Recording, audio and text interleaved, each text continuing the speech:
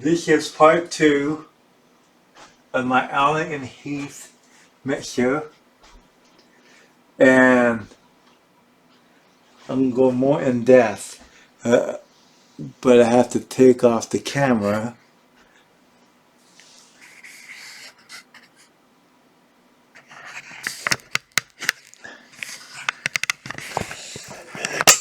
Okay, I got the camera off. Sorry about I don't want you guys get dizzy.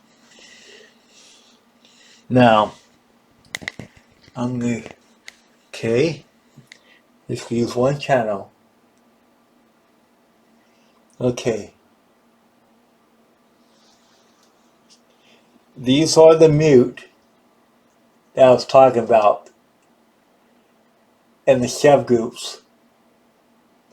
That you can select what channels you want to mute with one button. And those are your master outs. And those are the, see if I can get it. Those are your mute buttons, group mutes. Now I'm going to go into the auxiliaries. Those are your auxiliaries. You got the yellow ones, and there's the yellow ones right there. Those are your main auxiliaries.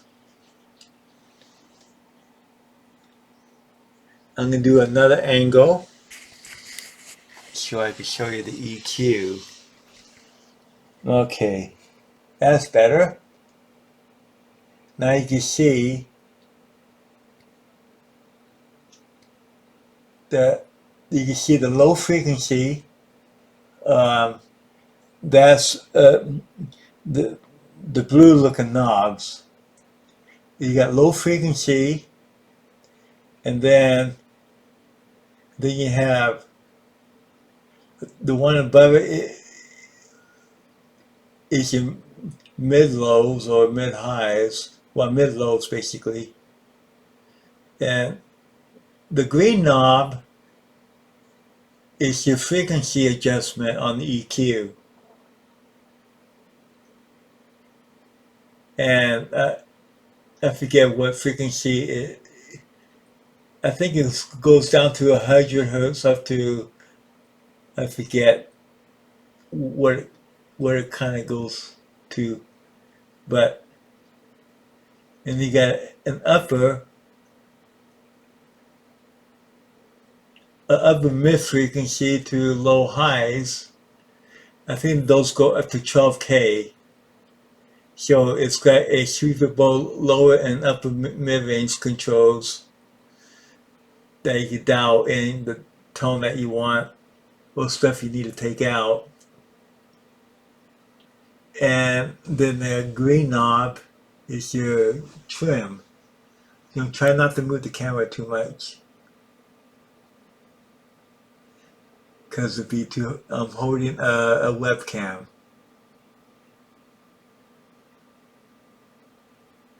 Then you can see the phantom power rev button on top. I mentioned that on my last video. And then, see if I get a little closer. And it's got a button for mic line. I just keep it on mic because I use off balance cables.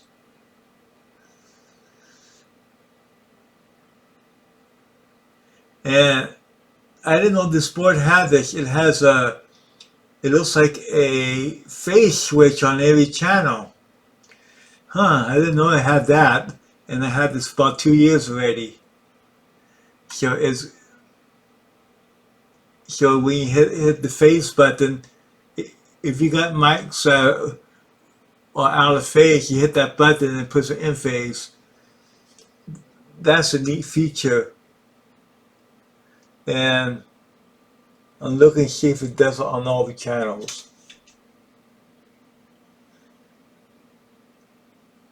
I'm not sure if it does it on the stereo channels, but I think it does. I'm looking. Yeah, it's on every channel.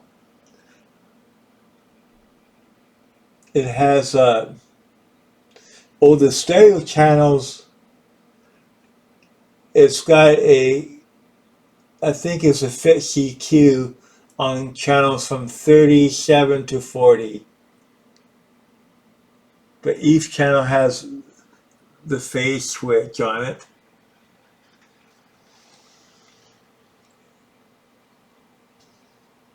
And then on the talk back, I'm trying to keep the camera steady.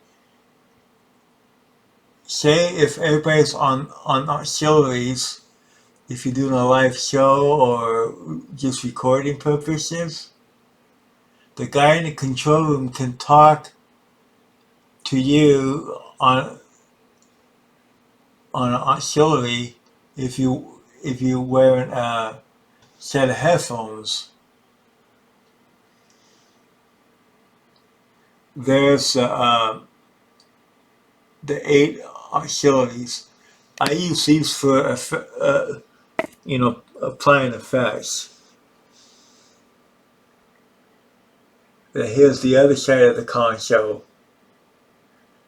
Pretty much the same. The phantom power, the phase switch, the mic line. Then right below that, I believe is the low cut.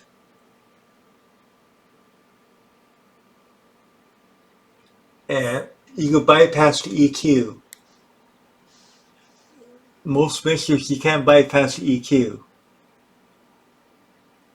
And you can set, it's got a button on the first, after the first 4 auxiliaries, it's got a button that you could go pre or post.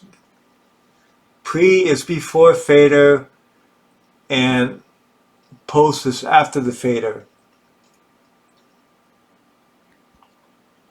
Then of course you got your panning after the auxiliaries. And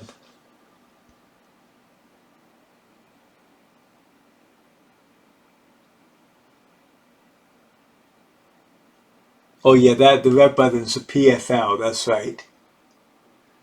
Then you got your channel selectors. What's different about this board, if you look at the Tascam ones, they usually put the left and right button after the channel assignments on these mixtures, but not on Allen and Heath. They put the left and right button way on top, like after the PFL button. And this board also has the 8 subgroups that I mentioned on my last video.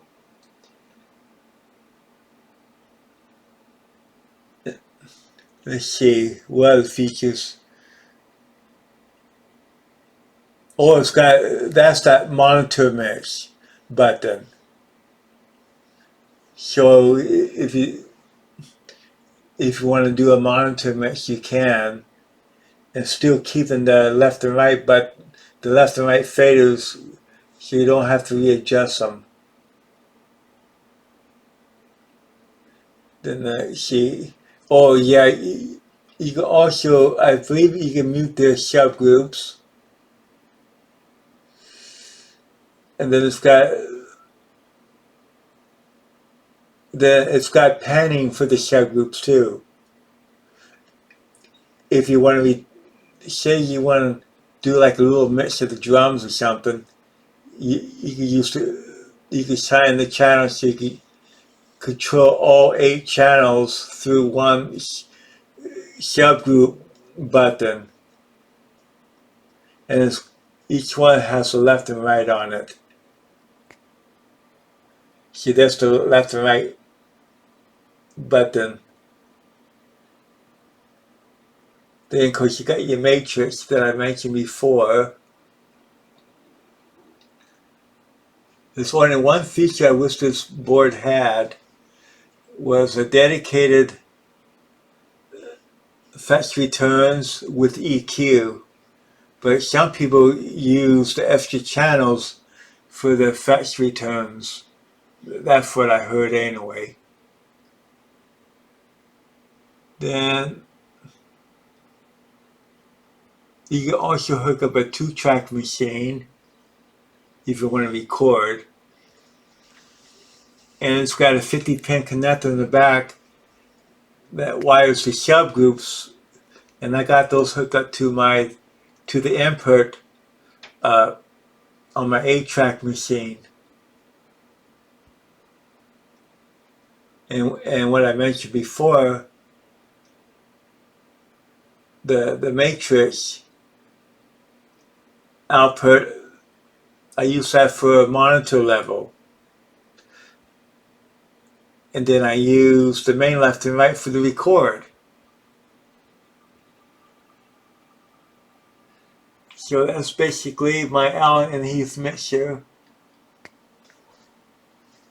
I'm still learning about this mixer. So anyway, I'm going to put the camera back on the tripod so you guys don't get too busy watching this on YouTube. So I'm putting it back on now. Okay. Okay, they're back on there. There we go. It's back on. So hopefully I didn't get too crazy on that.